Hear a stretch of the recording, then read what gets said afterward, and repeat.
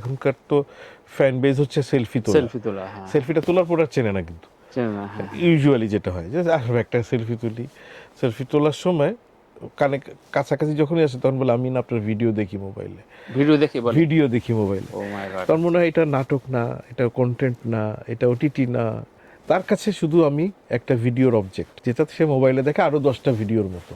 So আমাকে নিজেকে differentiate করার কিন্তু তার কাছে আমার কোনো সুযোগ নাই। আমি হয়তো বা আপনার কাছে বা কিছু পত্রপত্রিকা, কিছু প্ল্যাটফর্ম, কিছু প্রডিউসারের কাছে ওটিটির বা ফিল্মের বা একজন শক্তিশালী অভিনেতা এইভাবে অ্যাড্রেসড হই আমরা, কিন্তু সাধারণ মানুষের কাছে আমরা আসলে একটা ভিডিও এলিমেন্ট। চাইলেই তো শুধুমাত্র সিনেমার অ্যাক্টর হয়ে থাকতে পারছি না, আমি চাইলেই তো শুধু ওটিটি করতে পারছি না, কারণ যদি বছরে 3টা ওটিটি বানায় একটা প্ল্যাটফর্ম, একজন অভিনেতা তো 3টা ওটিটি করতে পারে না। যদি 3টাও করে তারপরে তো তার সংসার চলবে না 3টা ওটিটি দিয়ে। তো তাকে আসলে বিভিন্ন ধরনের কাজ করতে হয়। যে আমি বেঁচে থাকবো, আমার নাতি নাতকুরা দেখায় বলবে যে আমার দাদা ছিল একজন অভিনেতা, এই যে সে, এই আকাঙ্ক্ষাটা মানে মূলত আমার, যে আমি আসলে কিছু কাজ করতে চাই যেটাতে আমি যখন থাকবো না সেই সময় জন্য সেই সময়ের দর্শকদের কাছে আমি বেঁচে থাকতে পারি।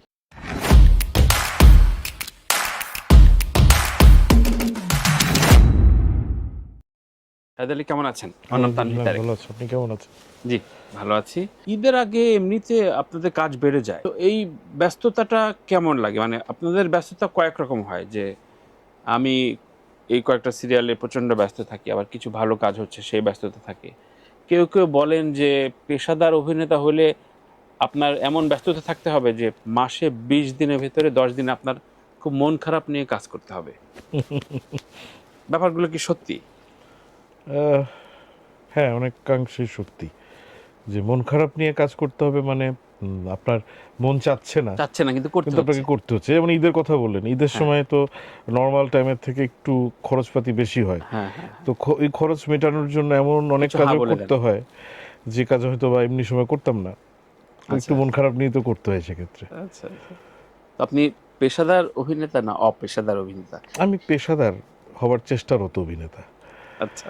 আমাদের এখানে আসলে পেশাদার অভিনয় শিল্পী এই ট্যাগটা খুব বেশি শিল্পী লাগানোর অবকাশ নেই। হুম। আমি নিজে বিশ্বাস করি যে হাতে গোনা 15-20 জন পেশাদার অভিনেতা। 15-20 জন? হ্যাঁ, হাতে গোনা। তাই? হ্যাঁ, কি বলেন, এত শত শত অভিনেতা নির্মাতা? হ্যাঁ, তাদেরকে জানতে চান, দেখবেন তারা অভিনয়ের পাশাপাশি অন্য কিছু করে, না হলে সার্ভাইভ করার সুযোগ নেই একদমই। এখানে ওই 15-20 জন ব্যতিরিকে কারোরই ফুল টাইম অ্যাক্টর হওয়ার সুযোগটা নেই। আর যারা এর বাইরে অভিনয় করেন তাদের অন্য কোনো আর্নিং সোর্স, অন্য কোনো সাপোর্ট সিস্টেম তারা ডেভেলপ করেছেন। সেদিনও একটা প্ল্যাটফর্মে বলতে শুনলাম ইন্তেখাব দিনার, শাহেদ আলী সহ বেশ কিছু গুণী অভিনেতার রিস্টার্ট হয়েছে ওটিটি কারণে। বিশেষণটাকে আপনি কিভাবে দেখেন? এটা কি ঠিকঠাক বলে? মানে রিস্টার্ট, অভিনেতাকে রিস্টার্ট হয় নাকি? মানে রিবর্ন, রিবার্থ এগুলো বলে, মানে নতুনভাবে ফিরে এটা এসেছে। যদি ধরেন অভিনেতার মনে হয় যে তার আসলে প্রপারলি জার্নিটা হচ্ছে না, তখন হয়তো এভাবে ভাবতে পারে। আচ্ছা। আমার যেভাবে যাওয়ার কথা সেই একই স্মুথলি আমি গেলাম না, কখনো আমার নিচু রাস্তা দিয়ে যেতে হলো, কখনো ঢালু বেয়ে উঠতে হলো, কখনো সমুদ্রের তীর দিয়ে নামতে হলো, কখনো পাহাড় ডিঙাতে হলো, এরকম তো হয়ই তো সব জায়গায়।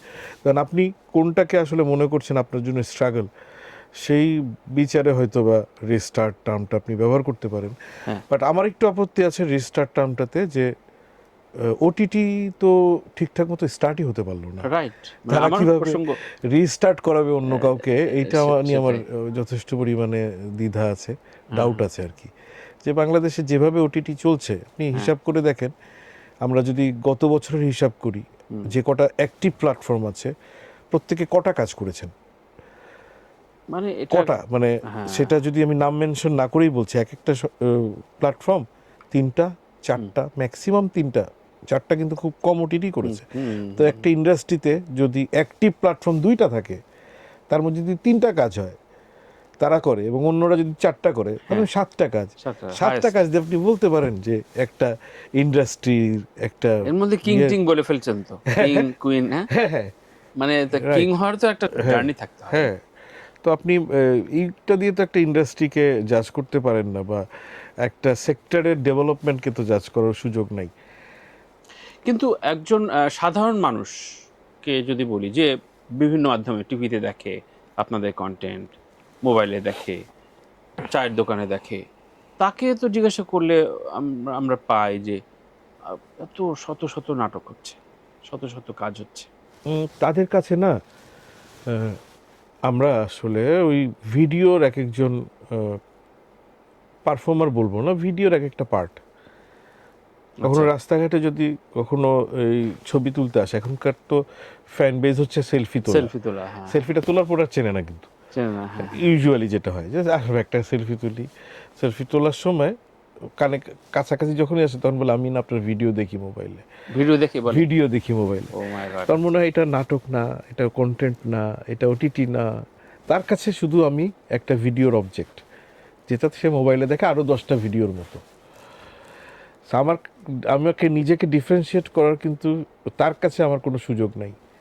রাইট। আমি তার কাছে আর ওই 10টা এলিমেন্টের একটা এলিমেন্ট। আমি হয়তো বা আপনার কাছে বা কিছু পত্রপত্রিকা, কিছু প্ল্যাটফর্ম, কিছু প্রডিউসারের কাছে ওটিটির বা ফিল্মের বা একজন শক্তিশালী অভিনেতা এইভাবে অ্যাড্রেসড হই আমরা, কিন্তু সাধারণ মানুষের কাছে আমরা আসলে একটা ভিডিও এলিমেন্ট। আমরা তো প্রায় সময় কিছুদিন আগে ভাইরাল হতে দেখলাম যে 80 দশকের চিঠির যে ক্লাসিক লেখা বিয়ের কার্ড কিছু ভাইরাল হলো, 80 দশকের কোন একটা মেয়ের বাবার বিয়ের পাঠানো বিয়ের কার্ড।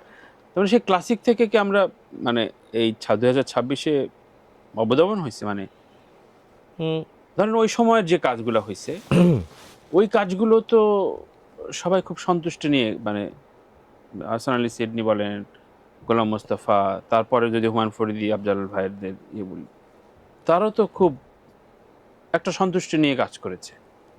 হ্যাঁ, মানে তাদের তো কাঁধে হাত রেখে সেলফি তোলার উৎপাতটা ফেস করতে হয় নাই। আসেন না, একদমই সহজে আচ্ছা।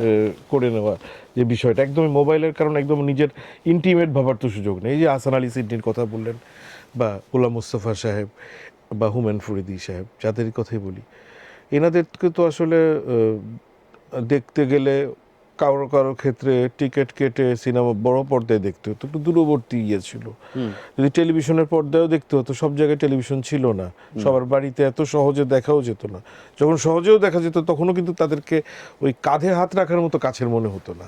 তো যেই মুহূর্তে আমি মোবাইল একদম অ্যাভেলেবেল কোলের উপরে রেখে দেখতে পাই, তখন আমার কাছে আসলে আমি ডিফারেন্সিয়েট করতে পারি না যে কাকে কীভাবে জাজ করতে হবে বা কাকে আমার আমি এই কারণেই বলবো যে গোলাম মোস্তফা সাহেবরা বা কি বলবো সৈয়দ আহসান আলী সিডনি সাহেবরা বা খলিল সাহেবরা, ওনাদেরকে এত অ্যাভেলেবেল হতে হয়নি।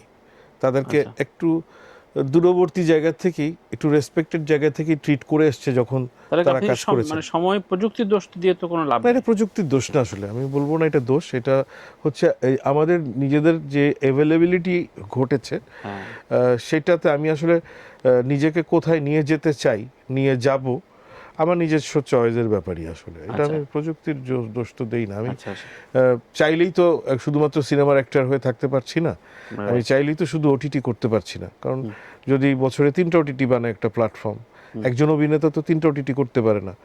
যদি 3টাও করে তারপরে তো তার সংসার চলবে না 3টা ওটিটি দিয়ে। তো তাকে আসলে বিভিন্ন ধরনের কাজ করতে হয়। হ্যাঁ, এবং শাহেদ ভাই, একজনের কাছে আমি জানতে চাইছি যে এই যে বাইরের ওটিটিতে কাজ করার একটা উত্তরণ কিনা আপনাদের মানে ক্যারিয়ারে?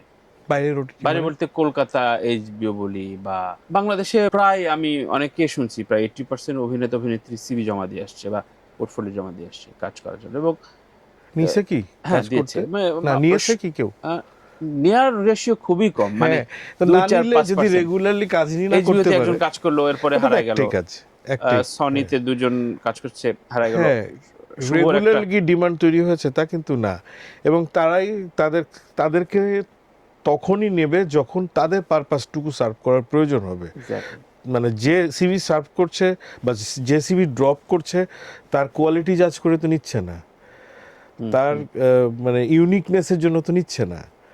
আমাকে এখানে এই পারপাসে একজন অ্যাক্টর দরকার, এই ধরনের লুক, এই ধরনের ক্যাটাগরির, তখন এই অডিয়েন্সের প্রতিনিধি হিসেবে নিচ্ছে, তা তো নিচ্ছে না। কনজিউমার তা কি হয়েছে যে আপনি বাংলাদেশি যেগুলো consumer কিছু পাবো? এইচবিওর যে কাজটা বললেন সেটা কি বাংলাদেশে অনেক কনজিউমার দেখেছে? না কিন্তু। না, হয় না। বা ইন্ডিয়ারও যেই প্ল্যাটফর্মগুলির কথা বললেন যে কিন্তু সেখানে গণমাধ্যম মানে আমরা তো খুব এটা তারাও স্বীকার হ্যাঁ, করে এটা- আমার উত্তরণ হয়েছে মানে এটা আসলে প্রচারের জন্য দরকার যে আমি ইন্ডিয়ার কাজ করছি, আমি এইচবিওর কাজ করছি, যে আমার কাজ একটু করে নিউজ সেও হবে। ভাবে যে এটা হ্যাঁ, আমার উত্তরণ। নিউজ করার জন্য খুব ভালো, সবার কাছেই তো একটা ভালো এলিমেন্ট, চেরু বাবা বাংলাদেশ থেকে করছে কাজ। কিন্তু ওরকম একটা সিনেমা কিন্তু আমরা সিনেমা হলে চালিয়ে হাউসফুল করতে পারি না, তো একটা শোই পারি না, বাকিগুলো বাদ দিলাম। Right. বা অন্যান্য ওটিটিতে যে ওইটা যাওয়ার কারণে যে ওই ওটিটির প্ল্যাটফর্মের যে অনেক ইয়ে বেড়ে গেছে, আপনার ধরেন ইউজ কি বলে ওটাকে, যারা Subscription. সাবস্ক্রিপশন অনেক বেড়ে গেছে, এমন তো ঘটে না। Right. তাদের কাছে তো তো report সাথে আছে। আপনি মূলত কি ধরনের কাজ খোঁজেন মানে আর্জ করেন কোনটা? প্রথমত ভাই আমি সংসার চালানোর জন্য একটা সেটা তো গেলই। সম্মানজনক কাজ খুঁজি, হ্যাঁ, যে কাজটা সম্মানজনকের মানে সংজ্ঞাটা যে কি? কাজটা করার জন্য আমাকে পাবলিকের গালি খাইতে হবে না। কারণ আচ্ছা। অনেক ধরনের কাজ আছে না, এখন তো হয় গালাগালি হয়, হ্যাঁ, হ্যাঁ, হ্যাঁ। লুঙ্গি উঠানো হয়, অনেক ওগুলো আমি ধরনের আসতেছি, হ্যাঁ। অনেক ধরনের কাজ হয়। তা আমি বলছি যে আমি কাজটাও করতে চাই একটু, আবার সম্মানটাও হারাতে চাই না।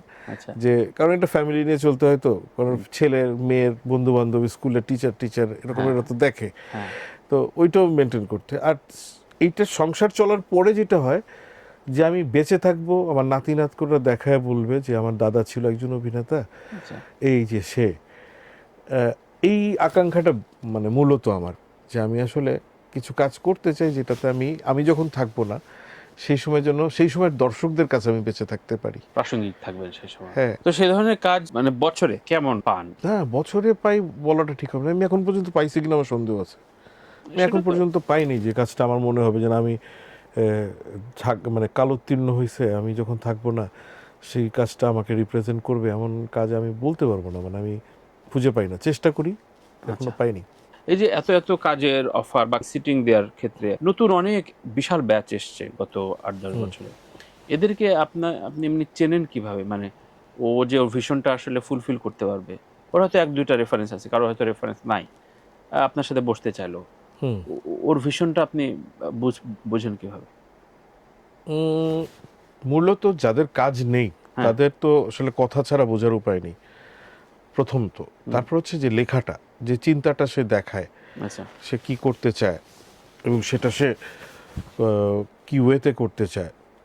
স্ক্রিপ্ট একটা পড়লে কিন্তু একটা মানুষের কিছুটা চিন্তার জায়গা বোঝা যায়, যদি তার নিজস্ব ভাবনা হয়। যে ধরেন লেখা যদি নাও হয়, সেই কাজটা করতে চায় এবং কিভাবে করতে চায়, কি কি প্ল্যান, সেই ওয়াইজ কথা বললেও তার কিছুটা বোঝা যায়। মানুষ তো ড্রিম আঁকতে তো প্রচুর পারে। বাজেট, প্রোডাকশন, ব্যাকআপ কেমন আছে সেগুলো নিশ্চয়ই আপনাদের ভাবনার জায়গায় থাকতে হয়। মানে বাজেটটা আসলে আমি বিশ্বাস করি না যে কোয়ালিটি কস্টলেস। আপনি যদি কোয়ালিটি দিতে চান, হ্যাঁ। সেটার জন্য অনেক টাকা দিলেই যে অনেক ভালো প্রোডাকশন হবে, এটা আমি বিশ্বাস করি না। করেন আবার না? না, আবার যত গুড় তত মিষ্টি, এইটাকেও আসলে উড়িয়ে দেওয়ার সুযোগ নাই।